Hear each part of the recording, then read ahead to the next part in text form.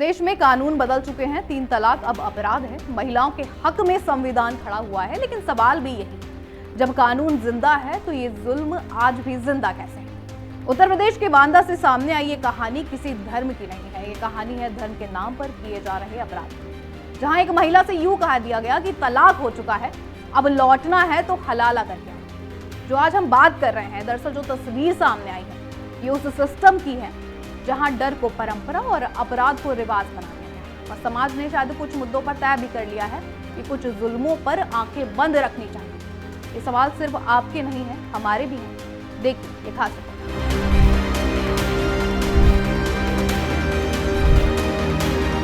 साल 2019 की बात है, जब संसद ने साफ कर दिया कि 3 तलाक गैर कानूनी है, अपराध है। लेकिन बांदा की ये घटना बताती है कि कुछ लोग आज भी कानून से ऊपर खुद को समझते हैं।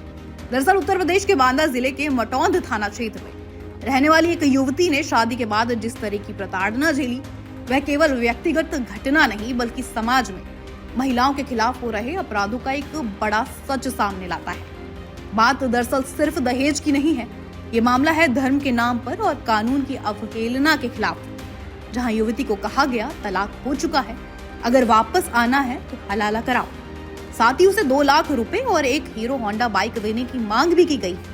सोचिए, शादी के बाद किसी का जीवन कैसे डर और प्रताड़ना में बदल सकता है। युवती के मुताबिक शादी के बाद ही उसका पति और ससुराल वाले उससे संतुष्ट नहीं थे। उसे कई दिनों तक भूखा रखा गया, मारपीट और गालियों का सामना करना पड़ा। कई बार समझौता कराने के बावजूद ससुराल वालों के रवैये में कोई बदलाव नहीं आया। फिर दिसंबर 2025 में उसे घर से निकाल दिया गया और धमकी दी गई कि हलाला के बिना वापस नहीं आना।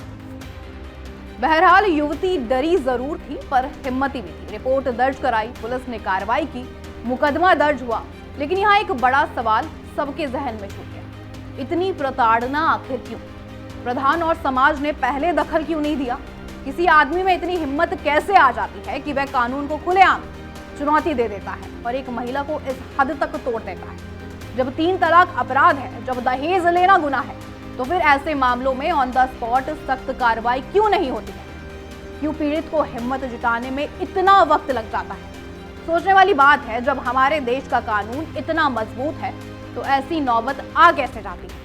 बांदा की घटना सिर्फ एक केस नहीं, ये सिस्टम के लिए चेतावनी भी है। कानून तब तक मजबूत नहीं होता है जब तक उसका डर जमीन पर दिखाई नहीं। सोचिएगा और फिर सामने आइए।